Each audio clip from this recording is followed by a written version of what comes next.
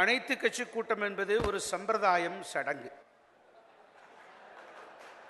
வெறும் சம்பிரதாயத்தையும் சடங்குகளையும் மாத்திரமே நம்பிக்கொண்டிருப்பதில் பிரயோஜனமில்லை, அர்த்தமில்லை, நியாயமில்லை. ஆகவேதான் சட்ட போராட்டத்தை நடத்தி வெற்றி கண்டவர் மாண்புமிகு தமிழ்நாடு முதலமைச்சர் புரட்சி தலைவி அம்மா அவர்கள் என்பதை இந்த நேரத்திலே பணிவுடனும் அடக்கத்துடனும் நான் வெளிப்படுத்த கடமைப்பட்டிருக்கிறேன். அதை போல நண்பர் PR பாண்டியன் அவர்கள் கூட ஒன்றை சொன்னார்கள். ஏன் நீர் வேளாண்மை பற்றி ஒரு துறை அவருடைய அமைச்சரை அமைக்கலாமே என்று கேட்டார்கள். நான் அவருக்கு மெத்த பணிவோடு ஒன்றை சுட்டிக்காட்ட ஆசைப்படுகிறேன். தமிழ்நாட்டினுடைய அரசியல் வரலாற்றில் சிறப்பு திட்ட அமலாக்கத்துறை என்று ஒரு துறையை உருவாக்கிய தலைவர் புரட்சி தலைவி அம்மா அவர்கள். அப்படிப்பட்ட தலைவருக்கு எதை அமைக்க வேண்டும், அமைக்கக்கூடாது என்பது மிக தெளிவாக தெரியும். அடுத்ததாக நம்முடைய தேசிய கட்சிகள் எல்லாம் இன்று வீரம் பொங்க ஆவேசமாக கருத்துக்களை எடுத்து வைக்கிறார்கள். எங்கே காவிரி நதிநீர் வேளாண்மை வாரியத்தை அமைத்தீர்களா? காவிரி நதிநீர் பங்கேற்று ஒழுங்காற்று குழு என்று ஒன்று அமைப்பதற்கு எவ்வளவு காலம்? நீ ரெண்டே அமைச்சிட்டா பிரச்சனை முடிஞ்சிருமே. அந்த பிரச்சனை தீர்ப்பதற்கு நடவடிக்கை எடுத்திருக்கிறீர்களா என்று சொன்னால் அதுவும் இல்லை. அதை விட பெரிய விஷயம் காங்கிரஸ் கட்சி.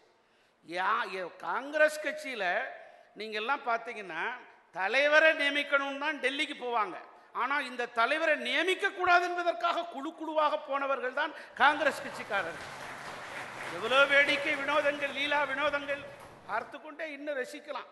அப்படிப்பட்ட கட்சி, அப்படிப்பட்ட இயக்கத்தை சேர்ந்தவர்கள் ஆளுகிற பக்கத்து மாநிலத்தில் இருக்கிற ஐயா சித்தராமையாவிடத்தில் நிர்பந்தம் கொடுப்பதற்கும் அழுத்தம் கொடுத்துவதற்கும் அவர்கள் முயற்சித்தார்களா? இல்லை. காங்கிரஸ் கட்சிட்ட போய் ஜனநாயகத்தை எதிர்பார்க்கலாமா? நெருநல் உளனொருவன் நின்றில்லை என்னும் பெருமை படைத்தது உலகு அப்படிங்கிற குரலுக்கு பொருத்தமா இருக்கிறது அதிமுக இல்லையா? நேற்று இருந்தா இன்னைக்கு இல்ல அப்படின்னு சொல்லக்கூடிய குரலுடைய வழிகாட்டியா இருக்குது அதிமுக இல்லையா? அதாவது வந்துங்க, இப்போ தேசிய கட்சிகள் என்று சொல்லிக் கொண்டிருக்கக்கூடியவர்கள் இரண்டையும், இரு மாநிலத்தையும் ஒரே தட்டில் வைத்து அலசி பார்ப்பது எந்த வகை நியாயம்? நண்பர் பாண்டியன் அவர்கள் சொன்னார்கள், சிறுவாணி பிரச்சனை வந்தபோது எல்லோரும் ஒன்று சேர்ந்தார்கள் அல்லவா? ஏன் மற்ற பிரச்சனைகள் நீங்கள் எழுப்புகிற போது என் சட்டமன்றத்தில் ஒன்று சேர முடியாது என்று கேட்டார்கள். மற்ற பிரச்சனைகள் வந்தால் சபையை நடத்த விடாமல் செய்வது, குந்தகம் விளைப்பது, ஜனநாயக மாண்பை காற்றிலே பறக்க விடுவது, இது போன்ற காரியத்தை செய்வார்கள். ஆனால் பொது பிரச்சனை என்று சொன்னால் ஊருக்குள்ள போக முடியும், ஊருக்குள்ள யாரும் போக முடியாது. அப்படிப்பட்ட நிலை வருகிற போது அவர்கள் ஒன்று சேர்வது இயலாது. நீராறுகளை நெருப்பாராக இருந்து காப்பாற்றி கொண்டிருக்கிறவர் மாண்புமிகு தமிழ்நாடு முதலமைச்சர் என்று சொல்லி வாய்ப்புக்கு நன்றி பாராட்டி விடைபெறுகிறேன். வணக்கம். அடுத்ததாக திரு தங்கர் பச்சான் அவர்கள், நீங்கள் சொல்வதற்கு ஏதேனும் கருத்து இருந்தால் நீங்கள் சொல்லலாம். சொன்ன மாதிரி இந்த நீர் பாதுகாப்பு மனித உயிர்கள் மட்டுமல்ல, அனைத்து உயிர்களும் வாழ்வதற்கு மிக முக்கியமான ஒரு ஆதாரம். அதை பாதுகாப்பதற்கான எதையுமே இந்திய அரசியலில் யாருமே செய்யலை. இதுதான் உண்மை. காவிரி நீர் ஒன்று தான் இப்போ பிரச்சனை. அப்போ காவிரி நீர் தண்ணி வந்தால் அவங்க பிரச்சனை முடிஞ்சு போச்சா? எந்த ஆறுல இப்போ தண்ணி இருக்கு, அந்த ஆறை யாரு பாதுகாத்திருக்காங்க? ஆறு எதுக்கு தெரியுமா பயன்படுது? கழிவுகளை, சாக்கடைகளை கொண்டு வந்து விடுறதுக்காகவும், ரசாயன தொழிற்சாலைகள் கழிவுகள், தோல் தொழிற்சாலை, ரசாயன தொழிற்சாலை, இதை கொண்டு வந்து அமைச்சது யார்? இதுக்கு அனுமதி கொடுத்தது யார்? ஏங்க, வெளிநாட்டுக்காரன் உங்களுக்கு வந்து இந்த தோலாடைகளை செய்கிறவனுக்கு அவன் தான் மிஷினை கண்டுபிடிச்சான். அவனுக்கு அங்கே வச்சு செய்ய தெரியாதா? இன்னைக்கு திருப்பூர் வந்து ஆண்டுக்கு ஏதோ 19,000 கோடி ஏற்றுமதிங்கிறாங்க. அது பெருமையா நமக்கு? இந்தியா ஒரு குப்பை தொட்டி. இந்தியாவை பெருமையா நினைக்காதீங்க. உலகத்திலே பெரிய குப்பை தொட்டி இந்தியா. இங்கே வந்து தொடப்பத்தை வச்சு கூட்டிட்டு இருக்காங்க தூய்மை இந்தியா. தொடப்பத்தை வச்சு கூட்டினாங்க தூய்மை ஆயிடும் இந்தியா? கிடையாது. முதல்ல இங்க இருக்கிற ஆறுகளை தூய்மையான ஆறா மாற்றணும். இதுக்கு எங்கேயாவது இருக்கா? ஏதாவது பண்ணிட்டு இருக்கீங்களா? ஒட்டுமொத்த இந்திய அரசியலில் எங்கேயாவது இருக்கா? மாநில அரசியல் இது நடந்துகிட்டு இருக்கா? அதனால காவிரி பிரச்சனையை விட்டுற முடியாது. ஆனால் ஒரு சிறு நம்பிக்கை இருக்கு எனக்கு. உங்களுக்கு இருக்கோ இல்லையோ, எனக்கு இருக்கு. நம்ம 1000 பேசலாம். நிச்சயமாக தான் நினைச்சதை செய்து முடிக்கக்கூடிய ஆற்றல் நம்முடைய முதலமைச்சருக்கு இருக்கு. அதை ஒத்துக்கிறீங்களா? அவங்க நினைக்கணும். நினைச்சாங்கன்னா அது கண்டிப்பா முடிஞ்சிடும். வைகை செல்வன் தோத்தாரு போங்க. புரியல? இன்றைக்கு இந்த பிரச்சனை தீர்க்க வாய்ப்பு இருக்கு, தீர முடியும். நம்முடைய முதலமைச்சர் நினைச்சா முடியும். அவங்க வரலாற்றில் அவங்க என்றைக்கும் அவங்க பேரை எடுக்கவே முடியாது. அதை அவங்களால செய்ய முடியும்னு நினைக்கிறேன். நன்றி, வணக்கம். மூன்றாவது வாய்ப்பு கிடைச்சா திரு வைகைச்செல்வன் இன்னும் கொஞ்சம் பெட்டரா ட்ரை பண்ணுவார் நான் நினைக்கிறேன். திரு PR பாண்டியன் அவர்கள் விவசாய சங்கம் சார்பாக நேரக்குறைவு, மிகச் சுருக்கமாக தயவு செய்து. கிட்டத்தட்ட இன்னைக்கு தண்ணீரை திறந்து விட்டாங்க. நாங்கள் தான் 20ஆம் தேதி வாக்கில் திறக்கணும்னு சொன்னோம். எங்கள் கருத்தை கேட்டு தான் தமிழக அரசு முடிவு செஞ்சுருக்கிறாங்க. 10 ஆண்டுகளுக்கு மேலாக தூர்வாரப்படவே இல்லை. இப்போ திறந்து விட்டுருக்கிற தண்ணி கடமடைக்கு கூட போகாது, கடமடை வரைக்கும் தண்ணி போகும், பாசன பகுதிகளுக்கு போகாது. தூர்வாருவதற்குன்னு நிதியும் கிடையாது, அதற்கான அரசாணையும் கிடையாது. எப்படி அது பொருத்தம் இல்லை. ஆகவே தூர்வாருவதை கட்டாயமாக்கப்பட வேண்டும். தண்ணீரை ஒழுங்குபடுத்தி பாசனத்துக்கு பயன்படுத்துவதற்கு ஒரு நிரந்தர அரசாணையை நான் மரியாதைக்குரிய நமது தங்கர்பச்சான் அவர்கள் சொன்னது போல உங்கள் அம்மா அவர்கள் நினைச்சால் அதை நிறைவேற்ற முடியும், அதையும் நிறைவேற்றி கொடுங்கள். நான் இப்பொழுது காங்கிரஸ் கட்சிக்கு சொல்லுகிறேன், இங்கு இருக்கிற இந்த இல்லாத வாய்ப்புகள் எல்லாம் டெல்லியில் இருக்கிறது. நீங்கள் மறுத்துவிட முடியாது. உங்களுக்கு அவ்வப்போது கலந்து பேசுவதற்கு, பிரதமரோடு கலந்து பேசுவதற்கு உங்களுக்கு வாய்ப்புகள் இருக்கிறது. பல பிரச்சனைகளை, அந்த உறவு நிலைகளை நீங்கள் மேற்கொள்ளுகிறீர்கள். அதை வரவேற்கிறார்கள் தமிழக மக்கள். அந்த வகையில் கர்நாடக காவிரி பிரச்சனை, தமிழகத்திற்கு இடையில் இருக்கிற இந்த பிரச்சனைகள் கலவரத்தில் உங்களுக்கும் பொறுப்புணர்வு இருக்கிறது. நீங்கள் அங்கே பிரதமரை சந்தித்து பேசி இதை சுமூகமான முடிவுக்கு கொண்டு வருவதற்கு நீங்களும் பொறுப்பேற்க வேண்டும். இது தமிழக மக்களின் சார்பாக உங்களுக்கு நான் வேண்டுகோளாக வைக்கிறேன். அதே போல காவிரி மேலாண்மை வாரியம் அமைத்தால்தான் தீர்வு காணும். அதில் எந்த சமரசத்திற்கும் இடமில்லை. அந்த தீர்வு வந்துவிட்டால் அதுதான் காவிரிக்கு நிரந்தரமான உரிமை பிரச்சனை. அது ஏற்றுக்கொண்டே ஆக வேண்டும். நீங்கள் அமைத்து பாருங்கள். அதை நிறைவேற்ற முடியாவிட்டால் காவிரியை நாங்கள் மறந்து விடுகிறோம். இந்த நிகழ்ச்சியின் இறுதியாக காங்கிரஸ் கட்சியுடைய மூத்த தலைவர் திரு பீட்டர் அல்போன்ஸ் அவர்கள் அவர் மீதான அந்த கட்சி மீதான குற்றச்சாட்டுகளுக்கு தங்களுடைய பதிலை விளக்கிறார். சோனியா காந்தியிடம் சொன்னீர்களா என்று கேட்டார் என்ன பார்த்து. எங்கள் தலைவியை நீங்கள் பேர் சொல்லி அழைக்கலாம். அன்னை சோனியா காந்தி தாங்க சொல்லல. நீங்க அப்படி சொல்லல. நீங்க அப்படி சொல்லல. இல்ல ரெக்கார்ட் இருக்கு, பொய் கிடையாது. இது அரசியல் மேடை அல்ல. அன்னை சோனியா காந்தி என்று சொன்னேன். 100 முறை நிரூபிக்க தயாராக இருக்கிறேன். எங்கள் கட்சியினுடைய தலைவியை நீங்கள் அன்னை என்று சொல்லி அழைக்க வேண்டும் என்று நாங்கள் ஒரு நாளும் கட்டாயப்படுத்தப்பட மாட்டோம். அப்படிப்பட்ட கட்டாயப்படுத்தி அந்த மரியாதையை பெற்றுக்கொள்ள வேண்டும்ங்கிற எண்ணத்திலும் வந்தவர்களும் நாங்கள் அல்ல. ஆனால் தமிழ்நாட்டிலே மற்ற கட்சிகளுடைய தலைவர்களுடைய பெயரை சொல்ல முடியுமா என்பது மட்டும் நீங்கள் சிந்தித்து ஏதோ தேசிய கட்சி என்றால் பிரதமரை பார்த்து ஏய் மோடி என்று கேட்கலாம். யாரும் தமிழ்நாட்டிலே கேள்வி கேட்க மாட்டார்கள். ஆனால் இங்கே இருக்கிற நம்முடைய PR பாண்டியன் அவர்கள் கூட, நம்முடைய அருமை நண்பர் தங்கப்பச்சான் அவர்கள் கூட அந்த கேள்வியை எப்படி மரியாதையோடு வைத்தார்கள் என்று நீங்கள் பார்க்க வேண்டும். எங்களை பார்த்து கேட்கிறீர்கள். தேசிய கட்சி தான். தமிழக சரித்திரத்திலே சொல்லுகிறேன், இந்த காவேரி பிரச்சனைக்காக தன்னுடைய அமைச்சர் பதவியை ராஜினாமா செய்தவர் ஒரு காங்கிரஸ்காரர் வாழப்பாடி ராமமூர்த்தி என்பதை நீங்கள் வைத்துக் கொள்ள வேண்டும். 1991 இன்று தமிழகத்தினுடைய சட்டமன்ற எதிர்க்கட்சி தலைவர் ஒரு கோரிக்கை வைத்திருக்கிறார். திரு ஸ்டாலின் அவர்கள் தமிழகத்தை சார்ந்த அத்தனை நாடாளுமன்ற உறுப்பினர்களும் ராஜினாமா செய்ய வேண்டும் என்று கேட்டிருக்கிறார். அதற்கு தயாராக இருக்கிறீர்களா? இதுதானே தீர்வு.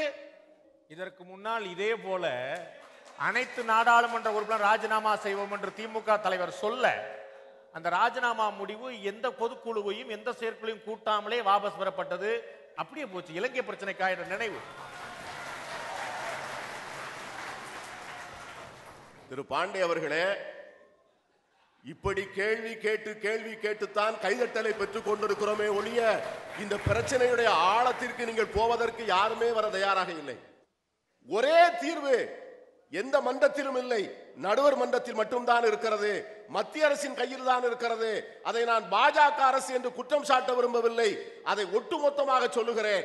அந்த அரசை, மத்திய அரசை நீங்கள் கேட்க செய்ய வேண்டும் என்று சொன்னால் நாடாளுமன்றத்தில் இருக்கக்கூடிய நமது நாடாளுமன்ற உறுப்பினர்கள் தருகின்ற அழுத்தத்தை வைத்து மட்டும்தான் இந்த பிரச்சனைக்கு தீர்வு காண முடியும். அதை தீர்வு காண வேண்டும் என்கிற ஒரே அழுத்தம் என்று சொன்னால் நாளைக்கு தமிழக முதலமைச்சர் கூப்பிடட்டும், சட்டமன்ற எதிர்க்கட்சி தலைவரை கூப்பிடட்டும், தமிழகத்தில் இருக்கின்ற அங்கீகாரம் பெற்ற அத்தனை அரசியல் கட்சிகளையும் கூப்பிடட்டும். எனக்கு வேடிக்கையாக இருக்கிறது, என் அருமை தம்பி வைகை செல்வன் சொல்லுகிறார், அற்புதமான அரசியல் தொண்டர், சர்வகட்சி கூட்டத்தை ஒரு சாதாரண சடங்கு என்று சொல்லுகிறீர்களே, இதை விட அவமானம் ஜனநாயகத்திற்கு என்ன வேண்டும்? நாங்கள் கோடிக்கணக்கான வாக்குகளை பெற்றிருக்கிறோம். எங்களை நீங்கள் அழைத்து பேசுவதற்கு நீங்கள் அது சம்பிரதாயம் சடங்கு என்று சொன்னால் தமிழகத்தை கடவுள்தான் காப்பாற்ற வேண்டும். நன்றி. 3 விதமாக இந்த பிரச்சனையை நான் பார்க்க விரும்புகிறேன். ஒன்று, சகோதரி வானதி சீனிவாசன் அவர்கள் குறிப்பிட்டது போல தமிழகத்துக்கு உள்ளேயே இருக்கக்கூடிய பிரச்சனைகள் எத்தனை. இந்த காவிரி பிரச்சனையை பற்றி நாம் அத்தனை பேரும் பேசிக் கொண்டிருக்கிறோம். எத்தனை முறை நாம் தடுப்பணைகளை கட்டினோம், வரக்கூடிய தண்ணீரை, மழை நீரை காப்பாற்றுவதற்கு நாம் என்ன முயற்சிகளை மேற்கொண்டோம் என்பது ஒரு மிகப்பெரிய கேள்வி. கிட்டத்தட்ட நொய்யல் ஆற்றுக்கு 32 ஏரிகள் நீர்பிடிப்பு பகுதிகளாக இருக்கின்றன. 32 ஏரியில் 2 தவிர 30 சாக்கடையாக இருக்கிறது நீர்பிடிப்பு பகுதிகள்.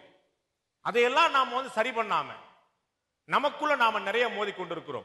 நம்ம ஊர்ல தண்ணீர் பிரச்சனை நமக்கு நாமே அதிகம் இருக்கிறது.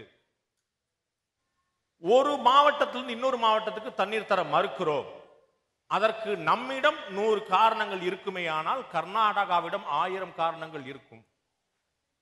நியாயம் கேட்பதற்கு குரல் கொடுத்துக் கொண்டால் அது அரசியல் தான் மாறி மாறி விழுந்து கொண்டிருக்கிறது. நீ என்ன செய்தாய், நான் என்ன செய்தேன்.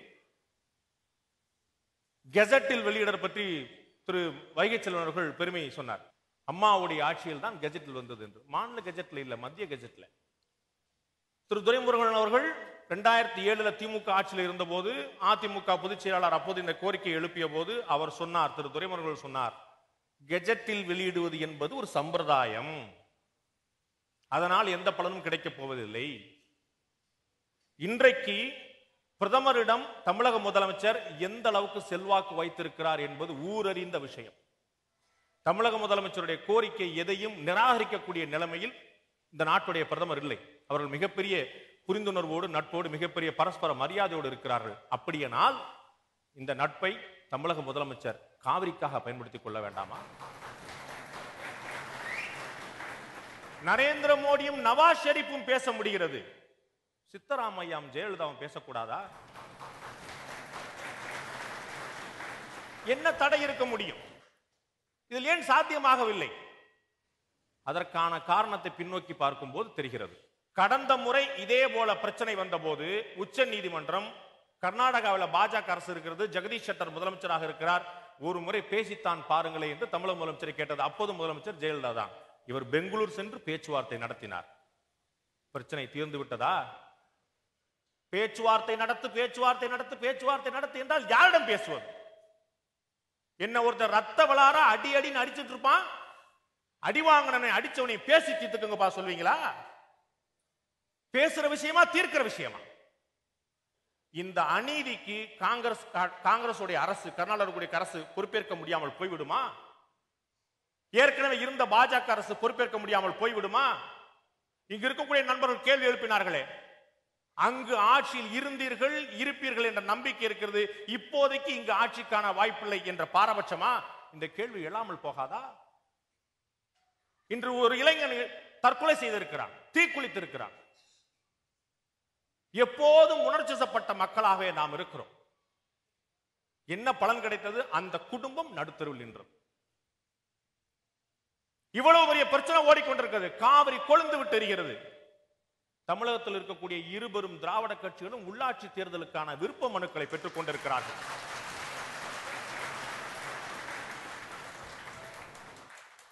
தேசிய கட்சிகளுக்கு மட்டும்தான் அக்கறை இல்லைன்னு சொல்ல போகிறோமா? தமிழ்நாடு அரசு ஒரு அனைத்து கட்சி கூட்டத்தை ஏன் கூட்ட தயங்குகிறது என்று தெரியவில்லை. எல்லோரும் மாறி மாறி கோரிக்கை வைக்கிறார்கள், ஒவ்வொரு முறையும் கோரிக்கை வைக்கிறார்கள். சம்பிரதாயம் என்று சாதாரணமாக சொல்லிவிட்டார். ஒரு நாளைக்கு 2 முறை அனைத்து கட்சி கூட்டம் கூட்ட முடிகிற அவர்களால 6 வருஷத்துல ஒரு கூட்டுங்களே. என்ன கேட்டுச்சு? எதிர்கட்சி தலைவர் கருணாநிதி கூட கிடையாது, அதுல ஒண்ணும் பிரச்சனை கிடையாது.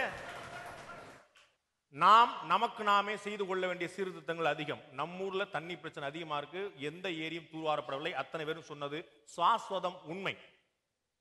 இந்த கூவம் நதியை சீரமைக்கிறதுக்கு 2 ஆட்சியிலும் எவ்வளவு கோடி ரூபாய் செலவழிச்சிருப்பாங்க. கூவம் நதி சீரமைச்சிருக்கா? கூவத்துல படகு விடுவோம் சொல்லலையா? கூவம் சீரமைச்சிருக்கா? நிதிகள் செலவழிக்கப்படவில்லையா? செலவழிக்கப்பட்ட நிதி எங்கே போயிட்டு? திரு பாண்டியன் சொல்லுகிறார், கடைமடைக்கு சென்று தூர் வாருவதற்கு நிதி ஒதுக்கவில்லை என்ற தவறு. நிதி ஒதுக்கப்படுகிறது. மீண்டும் சொல்கிறேன், நிதி ஒதுக்கப்படுகிறது.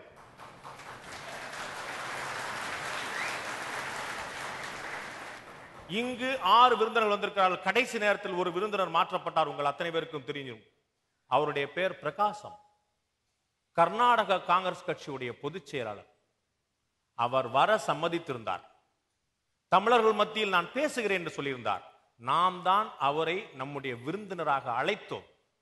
கர்நாடகத்தை சேர்ந்த காங்கிரஸ் தலைவருக்கு தமிழகத்தின் விருந்து பண்பாடு, தமிழகம் எப்படி உங்களை வரவேற்கும், எப்படி உங்களை வழி அனுப்பி வைக்கும் என்று காட்டுவதற்காக நாங்கள் அழைத்தோம். அவர் வர தயாராக இருந்தார். சில நண்பர்கள் அதை விரும்பவில்லை. அதனால் அவர் வரவில்லை. இதுதான் நாம் காட்டப் போகிற விஷயமா? இந்த பிரச்சனையில தமிழக அரசு தடுமாறலாம், தமிழக கட்சிகள் திசை மாற்றலாம். தமிழகம் ஒருபோதும் தடமாறாது என்று நம்புகிறேன். தொடர்ந்து நம்முடைய போர்க்குரலை, உரிமை குரலை அமைதியான முறையில் இதே அறவழியில் நம்முடைய எண்ணம் என்பதை ஒவ்வொரு நாளும் வெளிப்படுத்திக் கொண்டே இருப்போம். ஒரு நாளும் ஊமையாக இருக்க மாட்டோம். நம்முடைய சிந்தனை, எண்ண ஓட்டம் இந்த விவசாயிகள் பக்கம் இருக்கிறது என்பதை ஒவ்வொரு முறை நிரூபிப்போம். நிகழ்ச்சியில் கலந்து கொண்டதற்கு அனைவருக்கும் நன்றி.